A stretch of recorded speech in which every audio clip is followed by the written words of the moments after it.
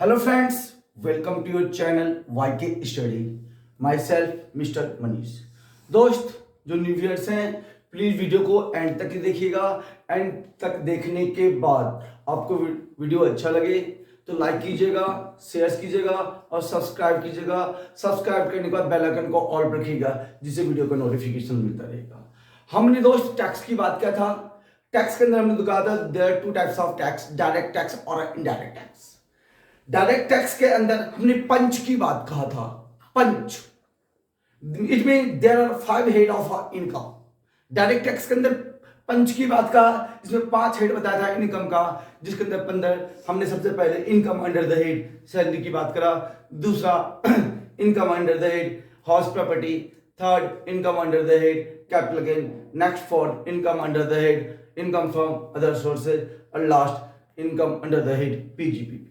तो दोस्त अभी तक हम लोग डिस्कस कर चुके हैं हाउस प्रॉपर्टी का, तो हम लोग डिस्कस कर लिए, सारा कॉन्सेप्ट आपको मैं बता चुका हूं। अब बात करेंगे कैपिटल गेन की। कैपिटल गेन होता क्या है? आपने नॉर्मली देखा होगा कि लोग एसेट्स को बेच देते हैं।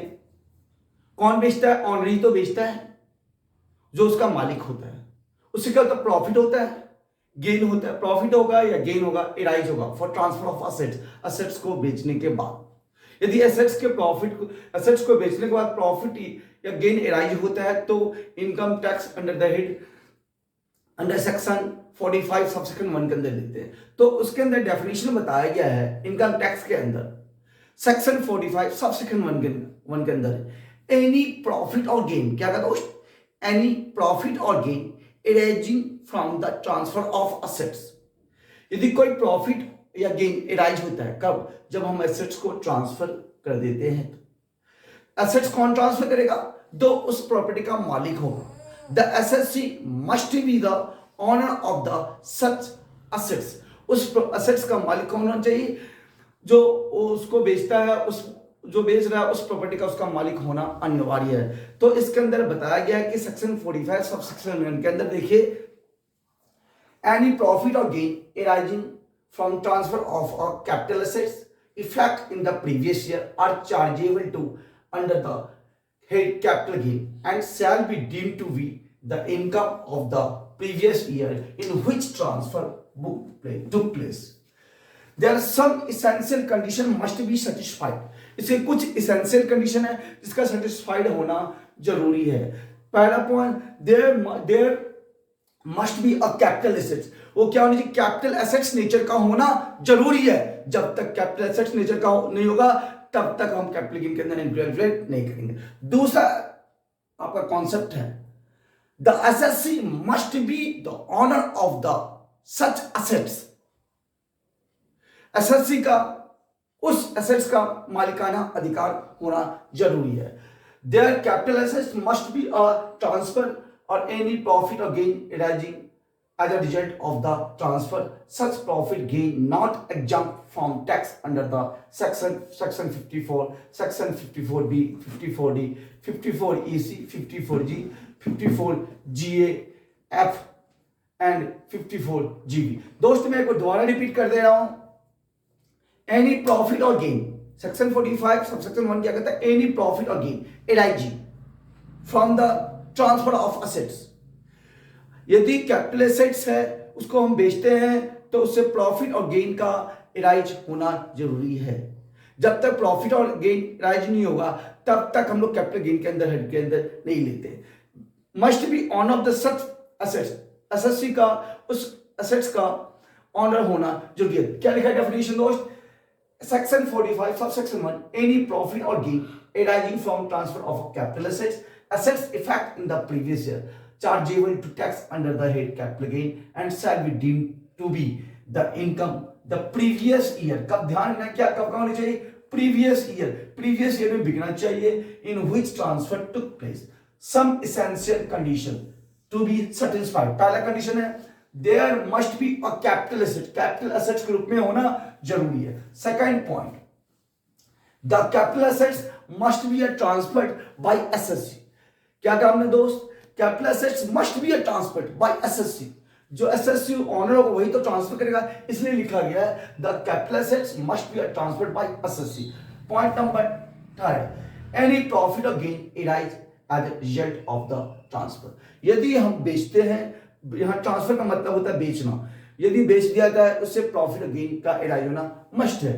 तो नेक्स्ट होता है सच प्रॉफिट और gain is not exempted from the under section 54, 54B, 54D, 54G, 54GB etcetera are included.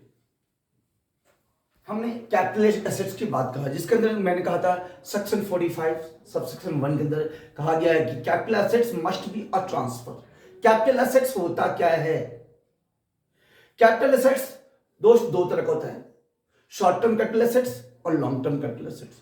Short term capital assets होता क्या है? यदि कोई भी एसएससी किसी एसेट्स को, कैपिटल एसेट्स को लेस देन 12 मंथ्स होल्ड कर रखा हो, देन आफ्टर उसे सोल्ड आउट कर रखा हो या ट्रांसफर कर रखा हो, तो हम शॉर्ट टर्म कैपिटल एसेट्स के अंदर लेते हैं। दोस्त ये तो नॉर्मली एसेट्स की बात है, कैपिटल एसेट्स। दोस्त कुछ ऐसे एसेट्स होते हैं जैसे शेयर्स, डिवेंचर। यदि एसएससी 36 मंथ से कम, मैंने कहा दोस्त 36 मंथ से कम होल्ड कर रखा हो किसी को, एसेट्स को, शेयर्स को, डिवेंचर्स को, उसके बाद सोल्ड आउट होता हो, ट्रांसफर होता हो, तो वैसे कंडीशन में उसे हम शॉर्ट टर्म कैपिटल एसेट्स के अंदर लेते हैं। लिख लीजिए यहां पे लेस देन 12 मंथ्स। अब यहां क्या कहते हैं, दूसरी बात, less than 12 months, less than 36 month.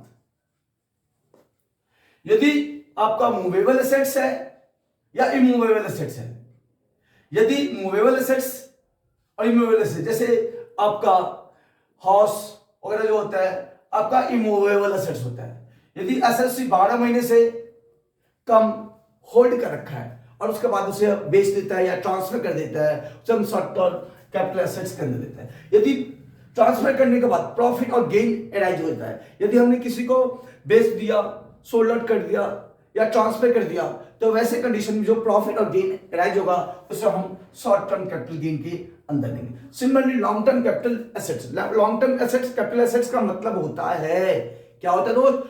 आपका लॉन्ग टर्म कैपिटल एसेट्स का मतलब होता है कि यदि इफ द एसेट्सी होल्ड मोर देन 12 मंथ्स, या यदि एसेट्सी 12 महीने से ज्यादा होल्ड कर रखा है, देन आफ्टर ट्रांसफर कर देता है किसी दूसरे पार्टी को। ट्रांसफर करने का मतलब है बेचने से, सोल्ड आउट करने से, तो वैसे कंडीशन में उसे हम क्या लॉन्ग टर्म कैपिटल एसेट्स के अंदर लेते हैं मोर देन 12 मंथ्स।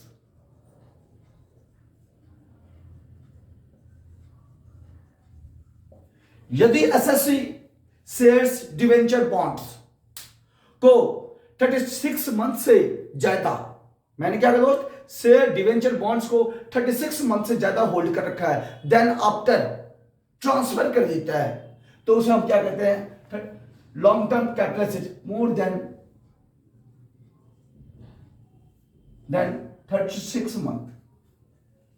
जो 36 मंथ है शेयर, डिवेंचर और बॉन्ड्स के लिए होता है। क्या कहते दोस्त, शेयर, डिवेंचर, बॉन्ड्स के लिए, नॉर्मल एसेट्स के लिए मोर देन 12 मंथ्स होता है। उससे प्रॉफिट और गेन जो अराइज होता है हम लॉन्ग टर्म कैपिटल गेन के अंदर लेके चलते हैं। तो लॉन्ग टर्म कैपिटल गेन मैंने बता दिया, शॉर्ट टर्म कैपिटल गेन बताया। अब इन दोनों के बताऊंगा मैं क्या short term capital gain calculate कैसे करते हैं। Thanks for watch my video.